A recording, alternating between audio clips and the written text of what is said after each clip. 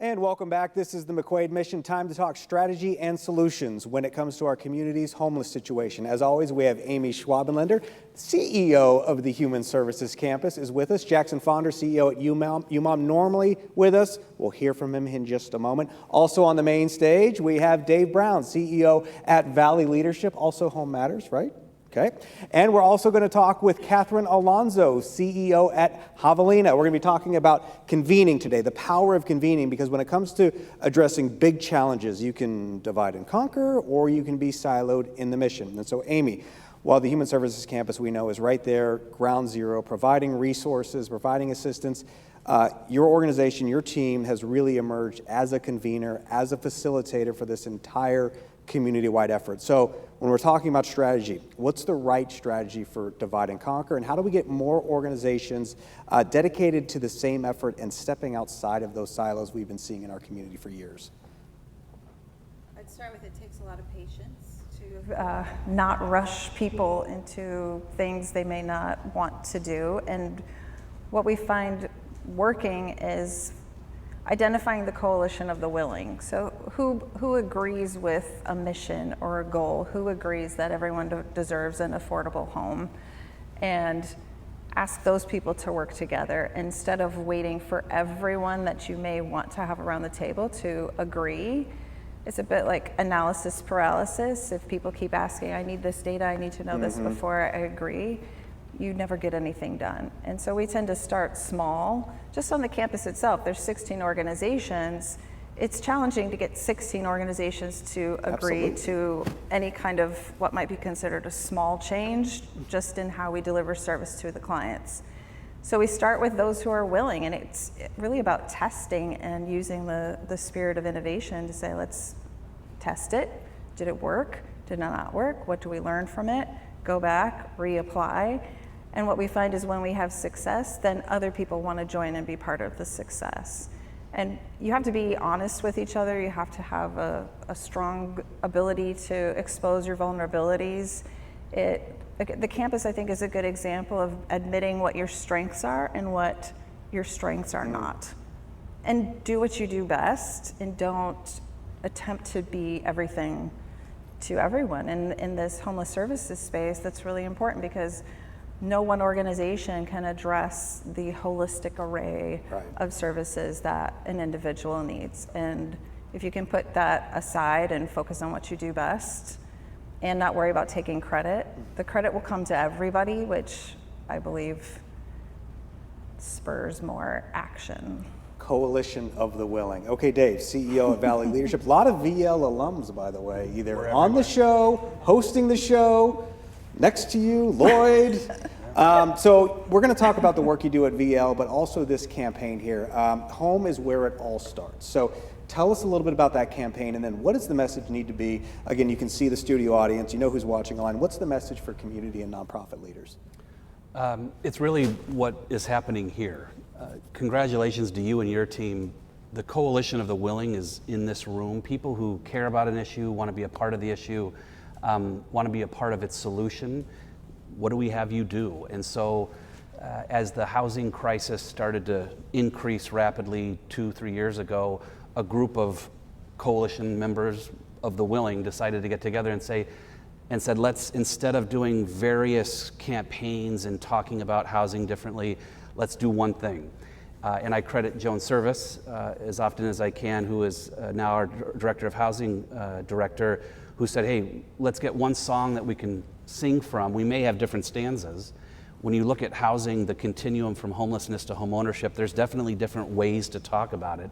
But if we're all generally singing the same song, we're all generally interested in doing something about it and going far and wide to sing that song, let's do that. So we rallied and created Home is Where It All Starts, which is a very thoughtful message put together by Catherine and her team, a core group of Amy St. Peter and Kelly and Ash and all sorts of leaders in the housing space who said, yeah, we're going to meet every single week to figure out how we get people to rally behind this idea that everyone needs a home.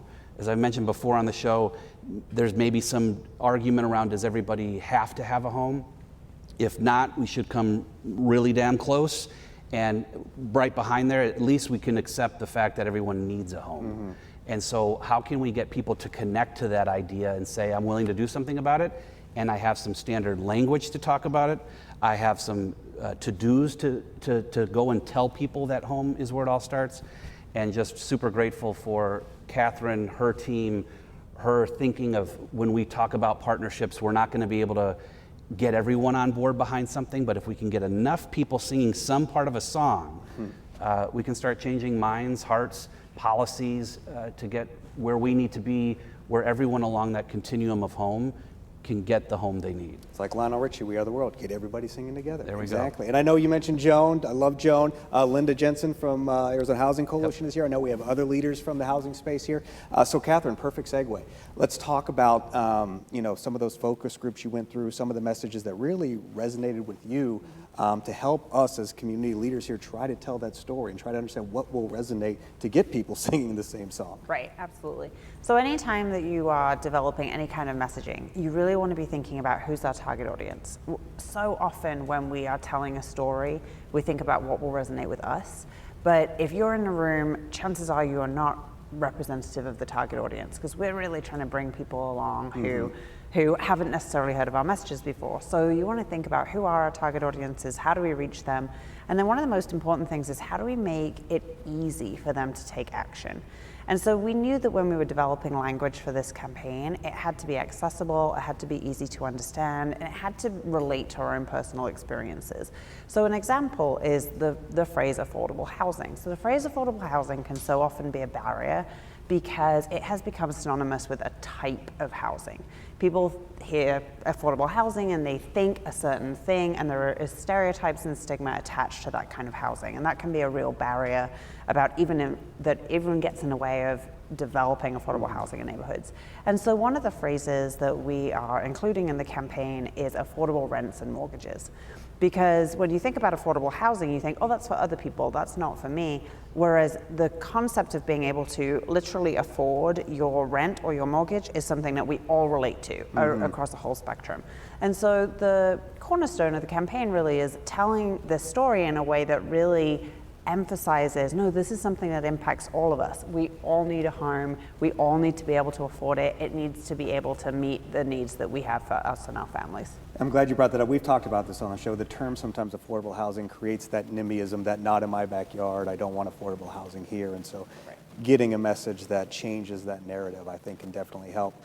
Amy, when we talk about action, Catherine was just saying we're putting solutions into action. And you love coming to the table and talking about solutions, but you're always saying, okay, how do we put those in action?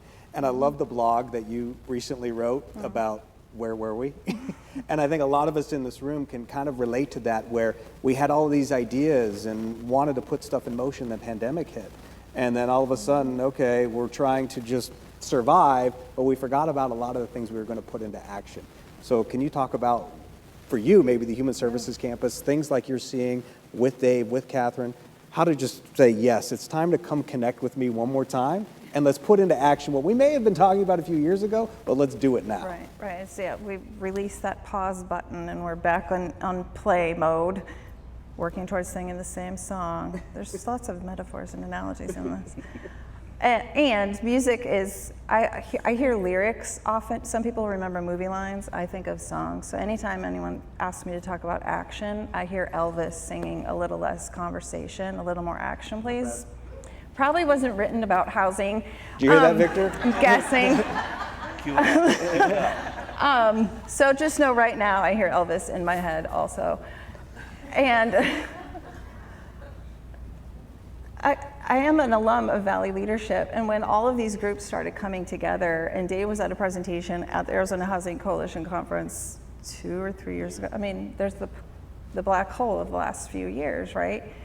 I was proud to be a VL alum and watch the convening power Valley Leadership can have.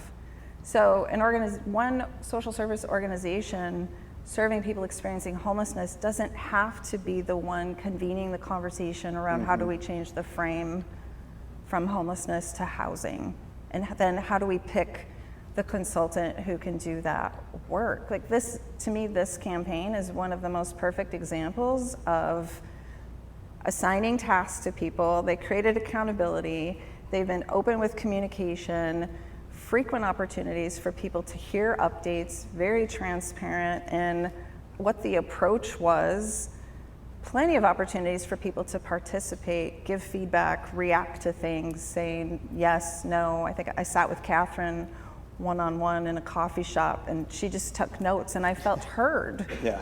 And it's so important, and now it's launched.